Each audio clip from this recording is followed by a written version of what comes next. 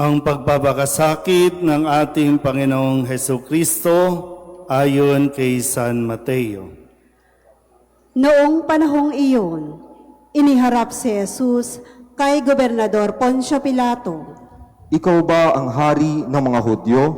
Tanong sa kanya ng gobernador. Sumagot si Jesus. Kayo na ang nagsasabi. Ngunit nang paratangan siya ng mga punong saserdote at ng matatanda ng bayan, hindi na siya sumagot. Kaya't sinabi sa kanya ni Pilato, Hindi mo ba naririnig ang mga ipinararatang nila sa iyo? ngunit hindi sumagot si Jesus gaputok man, kaya't nagtaka ang gobernador. Tuwing pista ng Paskwa, kinaugalian na ng gobernador ang magpalaya ng isang bilanggo, sino mang mahiling ng taong bayan. Noon ay may isang kilalang bilanggo na nagngangalang Barabas. Kaya't nang magkatipon ng mga tao, tinanong sila ni Pilato, Sino ang ibig ninyong palayain ko? Si Barabas o si Jesus na tinatawag na Kristo? alam ni Pilato na inggit ang nag-udyok sa kanila na dalhin sa kanya si Jesus. Hindi lamang iyan, samantalang siya'y nakaluklok sa hukuman, nagpasabi sa kanya ang kanyang asawa. Huwag kang makialam sa taong iyan na walang kasalanan, sapagkat kagabi pinahirapan ako ng aking panaginip tungkol sa kanya. Ang mga tao na may sinulsulan ng mga punong saserdote at ng matatanda ng bayan, nahilingin kay Pilato na si Barabas ang palayain at si Jesus ay ipapatay. Muli silang tinanong ng gobernador, Sino sa dalawa ang ibig ninyong palayain ko? Si Barabas po! sagot nila. Sinabi sa kanila ni Pilato, Kung gayon, ano ang gagawin ko kay Jesus na tinatawag na Kristo? sumagot ang lahat. Ipako sa krus! Bakit? Anong masama ang ginawa niya? Tanong ni Pilato, ngunit lalo pa nilang isinigaw. Ipako sa krus! Nang makita ni Pilato na wala na siyang magagawa at malamang pang magkagulong mga tao, nagpakuha siya ng tubig at naghugas ng kamay sa harapan ng mga tao. Wala akong pananagutan sa kamatayan ng taong ito. Bahala kayo. Sabi ni Pilato, sumagot ang mga tao. Pinanagutan namin at ng aming mga anak ang pagkamatay niya. At pinalaya niya si Barabas, ngunit ipinahagupit si Jesus at ibinigay sa kanila upang ipako sa krus.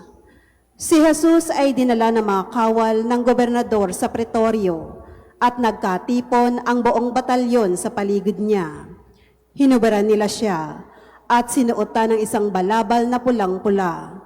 Naglikaw sila ng halamang matinik at ipinutong sa kanya, saka pinapaghawak ng isang tambo sa kanyang kanang kamay, at palibak siyang niluhod-luhuran at binati. Mabuhay ang hari ng mga Hudyo! Siya'y pinaglulurhan, kinuha nila ang tambo at siya'y pinaghahampas sa ulo.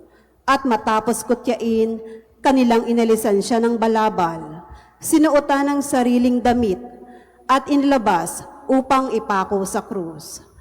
Paglabas nila ng lungsod, kanilang nakita ang isang lalaking nagngangalang Simon, isang taga Sirene.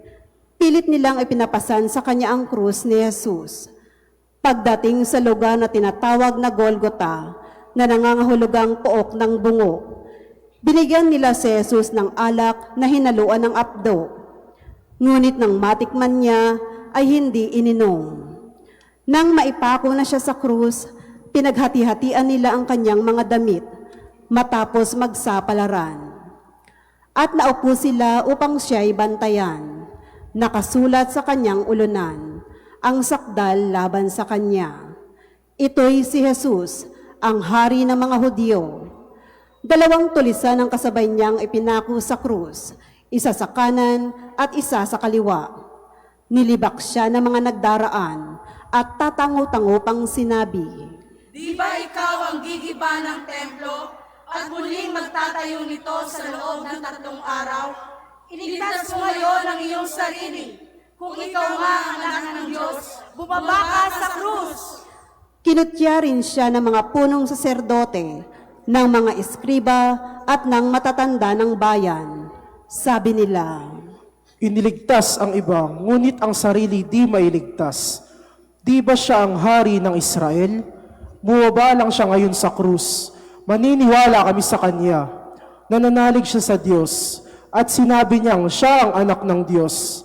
Iligtas siya ng Diyos kung talagang iniibig siya. at inalipusta rin siya ng mga tulisang ipinakong kasabay niya. Mula sa tanghaling tapat hanggang sa 3 ng hapon ay nagdilim sa buong lupain.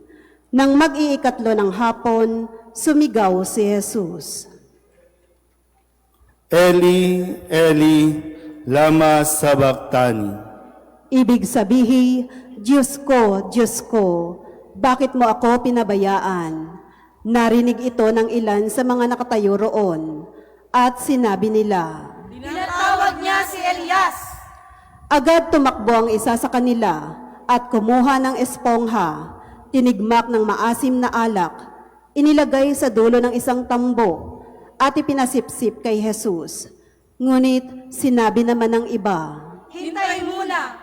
Tingnan natin kung darating si Elias upang iligtas siya. muling sumigaw si Jesus at nalagutan ng hininga. Lumuhod po ang lahat.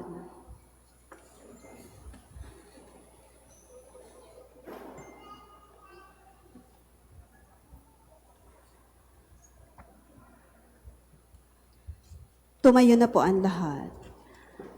Biglang napunit sa gitna ang tabing ng templo, mula sa itaas hanggang sa ibaba. Nayanig ang lupa, nagbitak ang mga bato, nabuksan ang mga libingan, at nabuhay ang maraming banal na namatay na. Lumabas sila ng libingan, at nang muling mabuhay si Jesus, sila'y pumasok sa banal na lungsod, at nakita roon ng marami. Nasindak ang kapitan at ang mga kawal na nagbabantay kay Jesus. Nang maramdaman nila ang lindol at masaksihan ang lahat ng nangyari. Tunay na ito'y anak ng Diyos. Ang mabuting balita ng Panginoon. Pinupuri ka namin, Panginoong Heso Kristo. Isang magandang gabi po sa inyong lahat. Pakiwagayway po ang inyong mga palaspas. Sige po. Ngayon ay linggo ng palaspas sa pagpapakasakit ng Panginoon. Bagamat ito po ay hindi araw ng mga palaspas. Hindi nakasentro sa palaspas, kundi nakasentro sa pagpapakasakit na gagawin ng ating Panginoon. Na ating pong narinig sa umpisang bahagi na napakasayang tagpo ng nangyari noong si Jesus ay dumating o pumasok sa Jerusalem. Napakaraming tao ang nag-abang, napakaraming tao ang nakikisaya, kung kaya't sila po ay pumutol ng mga palmera, pumutol ng mga dahon, mga sanga, na ngayon ay tinatawag natin din mga palaspas, upang ipahayag ang kanilang pag-welcome, ang kanilang pagbati sa pagdating ng Panginoong Hesukristo, na para bang si Kristo ay isang hari na dumarating na matagumpay. Pakiwave nga ulit ang inyong mga palaspas. Parang pagod na agad Gusto nyo yan Sige po. Sana po naintindihan, no? Kasi talagang minsan o madalas may mga pagkakataong hindi kayo makontento na isang wisik lang sa inyo mga palaspas. Kailangan basang-basa kayo, kaya kahit nabasbasan na, mamaya magpapabasbas ulit yan. At tandaan nyo rin hindi yan agimat, hindi yan anting-anting na po pwede nating gamitin. Hindi rin yan pantaboy ng mga masasamang espiritu. Yan ay pantaboy dyan sa katabi ninyo. Kapag yung bunganga niyan no, wagas kung makapagsalita, hampasin nyo ng palaspas. Kasi, di ba, sumisigaw tayo, Hosana sa anak ni David. Purihin ang dumarating. Si Kristo ang ating hari. Yun ang lumalabas sa ating bibig. Kaya lang pagkadating o pagkatapos ng araw na ito, yung mga bunganga na naman natin, Uy, Mari, alam mo ba ang latest? Alam mo ba nangyari kay ano? Naku, alam nyo ba si Ninyo, isa sa mga apostol? Naku. O yung iba nga umatras di ba? Ayaw, nag-iinarte pa. No? Kaysa hindi pwede. Di ba? Kasi parang yung pagwawagayway natin ng palaspas at mamaya, pag uwi ninyo, makikita kayo ulit ng mga tao na may daladalang palaspas. Ibig sabihin, uy, galing yan doon sa simbahan. Nakisaya yan sa simbahan. Kahit napagod na yung mga Karakol girls natin, ay talagang nakisaya yan doon sa pagdiriwang. Ibig sabihin ay kapanalig yan ni Kristo. Alagad yan ni Kristo. Follower yan ni Kristo. Katoliko yan. Wala, malalaman nila. Sabihin nyo nga sa katabi niyo, nakita kita ha. Baka sa susunod, makikita ka, nandoon ka na naman sa isang politiko na magwawaldas na naman. Alagad ka ni Kristo. Kaya nga, ngayon, sana po, no, mapanindigan natin kahit ito lang. Tingnan nyo nga yung mga nasa paligid ninyo, tingnan nyo mga mukha, ha? Tingnan nyo. Baka mamaya, wala na sa Good Friday yan. Hindi na umabot. Tandaan nyo, kahit ito lang, maging consistent lang na ito, mula ngayon hanggang sa Pasko ng pagkabuhay, nandito ka. Sinong gustong nandito pa hanggang Pasko ng pagkabuhay? Yung iba, Lord, kunin mo na. Huwebes Santo pa lang. Ano, kaya bang panindigan yung pagwawagayway natin, nasasamahan natin si Kristo, hindi lang sa ligaya, hindi lang sa kainan, hindi lang sa pagsasaya. Wawagayway ba natin yan? Sasamahan ba natin siya hanggang sa kamatayan? Kasi yung mga sasama kay Kristo hanggang Biyernes Santo, tiyak bubuhayin ni Kristo sa pagkabuhay ng Sabado de Gloria. Tandaan nyo yan, ha? Kaya magpaalam na kayo sa isa't isa. Baka hindi na kayo magkita sa susunod na araw kasi wala na, no? Kaya lagi kong kanina binanggit ko ulit sa interview na isang biyaya na rin na tumaas ang presyo ng gasolina para hindi kayo makagala sa Biyernes Santo. Dahil ang ugali ng mga Katoliko, kapag araw ng palaspas, puno ang simbahan. Pero kapag Biyernes Santo na, ando nagtatampisaw na sa mga swimming pool. O, pues ngayon, 150 per liter, mahal. Saka na kayo mag-outing pagtapos na ang gera.